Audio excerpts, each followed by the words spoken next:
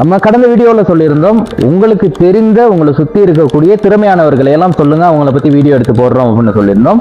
அதன் அடிப்படையில் கமெண்ட்ல நமக்கு எல்டிஎஃப் அப்படிங்கிறவரை பற்றி வீடியோ எடுத்து போடுங்க ப்ரோ அப்படின்னு சொல்லியிருந்தாங்க. எல்டிஎஃப் அப்படிங்கிறது என்ன அப்படின்னு நம்ம தேடணும். நம்ம டிடிஎஃப் கேள்விப்பட்டிருப்போம், இந்தியாவை சேர்ந்த ஒரு யூடியூபர். அதே மாதிரிக்கு இந்த எல்டிஎஃப் அப்படிங்கிறது என்ன அப்படின்னு சொல்லி நானும் ஆரம்பத்தில் தேட ஆரம்பித்தேன். அதுக்கப்புறமா தான் கண்டியை சேர்ந்த யூசப் அப்படிங்கிற ஒரு சகோதரர் இந்த எல்டிஎஃப் அப்படிங்கக்கூடிய ஒரு யூடியூப் சேனல் வந்து சிறப்பாக நடத்தி வர்றாரு அப்படிங்கிறது தெரிய வந்துச்சு. சரி, எல்டிஎஃப் அப்படிங்கிறவரை பற்றி இன்னும் நான் தேடணும் அப்படிங்கிறதுக்காக என்ன செஞ்சேன்னா, எல்லா சோஷியல் மீடியாவிலையும் அவரை பற்றி தேடினேன்.